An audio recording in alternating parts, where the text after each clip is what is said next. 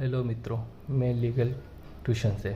आज हम Indian evidence act पढ़ने वाले हैं, जिसको भारतीय साक्ष्य विधि कहा जाता है।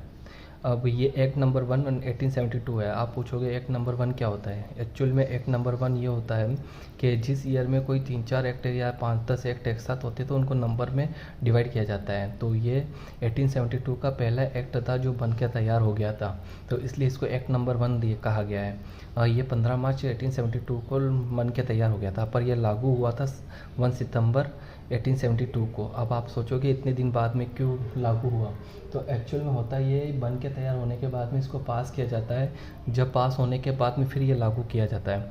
अब ये act Indian evidence act lex fori act है। ये संपूर्ण एक विधि है, ठीक है। और लेक्स लॉसी का मतलब होता है ये पर्टिकुलर एक जगह पे लागू होने वाली लोकल विधि होती है, उसको लेक्स लॉकी कहा जाता है। अब आप पूछोगे ये सब्सेंटिव है या प्रोसीडिंग है ये एक्ट, तो इसका सही आंसर है कि ये प्रोसीडिंग और सब्सेंटिंग दोनों हैं।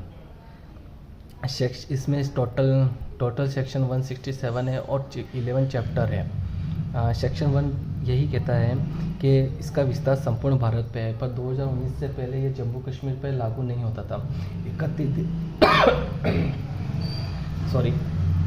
31 दिसंबर 2019 को जम्मू कश्मीर पे भी लागू हो गया। यह साक्ष्य विधि संपूर्ण भारत पे लागू होती है। 31 दिसंबर 2019 के बाद में ये न्यायिक कार्रवाई पे लागू होती है। ओनली फॉर जुडिशियल प्रोसीडिंग पे ही लागू होता है ये साक्ष्य विधि। इसको शपथ पत्र और मध्यस्थ की कार्रवाई पे लागू नहीं किया जाता। अब ये साक्ष्य विधि कहाँ पे लागू नहीं होती, इसके बारे में कहा गया है कि ये शपथ पत्र और मध्यस्थ की कार्रवाई पे लागू नहीं होती। और इसके अलावा सेक्शन 1 और भी कहता है, ये कहता है कि army act, naval defence act, Indian navy act, air force act, इसके साक्ष्य विधि लागू नहीं होती। जैसे कि इसमें लिखा गया है कि 31 दिसंबर 2019 को जम्मू एंड कश्मीर पे लागू हो गया था। ये पूरा सेक्शन 1 था। अब सेक्शन 2 ओमिट हो चुका 1938 को। अब सेक्शन 3 निर्वाचन खंड, जिसमें फर्स्ट डेफिनेशन न्यायालय की है। न्यायालय किसे कहते हैं? न्यायालय सभी न्यायिक और मजिस्ट्रेट आते हैं। न्यायालय के अंदर सभी न्यायिक और न्यायाधीश और मजिस्ट्रेट आते हैं जो कोई वैध रूप से साक्ष्य लेने के लिए प्राधिकृत है, ऐसे व्यक्ति न्यायालय के अंतर्गत आता है। इसके अंदर मध्यस्थ न्यायालय नहीं आता। न्यायालयों के अंदर मध्यस्थ आर्बिट्रेशन नहीं आता। तो ये इसके अंदर आपको केस भी दे रखे हैं, अगर आप इसको अच्छे से पढ़ सकते हो। तो ऐसे फैक्ट क्या होता है, तथ्य क्या होता है?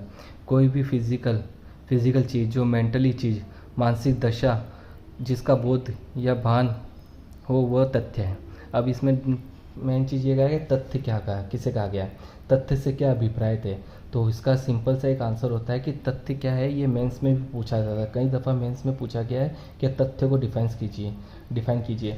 तो इसको ये कहा जाता है ऐसी वस्तुओं की अवस्था, वस्तुओं का संबंध जो इंद्रियों द्वारा बोधगम्य हो, यानी अपने इंद्रियों से बोधगम्य हो। और कुछ चीज़ें होती है जिसका भान हमें मानसिक दशा जिसका भान किसी व्यक्ति को हो जाए, यानी कोई आभास से हो जाए, वो साक्ष्य होता है। तो इसी तरह इसके बाद आता है सुसंगत। एक तथ्य से दूसरे तथ्य से सुसंगत कहा जाता है जब एक तथ्य की सुसंगतता से संबंधित अधिनियम, उपबंध, निर्देश प्रकार से किसी भी प्रकार से वे एक दूसरे से सशक्त हो। सुसंगत यानी रेलेवेंट किसे कहते हैं, ये मैंने पढ़ के बताया था। अब रेलेवेंट किसे कहते हैं इसके बारे में, एक तथ्य दूसरे तथ्य से किसी प्रकार से जुड़ा होता है, उसे सुसंगत कहता है। विवादित तथ्य यानी फैक्ट एंड इशू, इसके नाम से आपको पता चलता है जिसमें विवाद उत्पन्न हो जाए, उसे विवादित तथ्य कहा जाता है। दस्तावेज क्या होता है, यानी डॉक्यूमेंट्स कितने प्रकार के होते हैं? ओरल और डॉक्यूमेंट्री दस्तावेज, और आजकल इलेक्ट्रॉनिक डॉक्यूमेंट्स भी आ गए हैं। तो ये आईपीसी में जो 29 सेक्शन है, उसमें दस्तावेज की, डॉक्यूमेंट की जो परिभाषा है वही इसमें लागू हो जाती है, और सेम ही चीज़ होती है इसमें। तो ये हो गया। इसके बाद में एविडेंस, साक्ष्य की डेफिनेशन भी इसमें कहा जाता है। साक्ष्य से क्या अभिप्राय थे?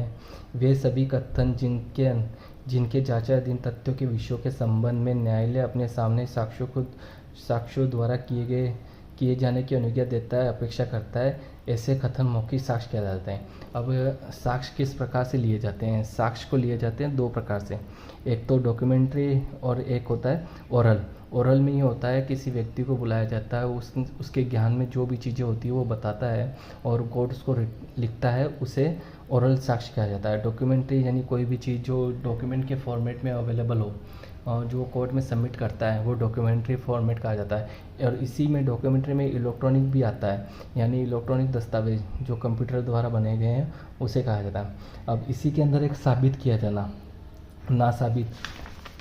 नासाबित और साबित नहीं हुआ, ये एक चीज़ होती है। इसको अपन ब्रीफ में नेक्स्ट वीडियो में सीखेंगे कि इस एक्चुअल में होता क्या है। आप तब तक इसके रिगार्डिंग कोई भी क्वेश्चन हो तो मुझे बताइए, मैं आपको इसका हल ज़रूर दूंगा। Thank you. जय भारत, जय हिंद।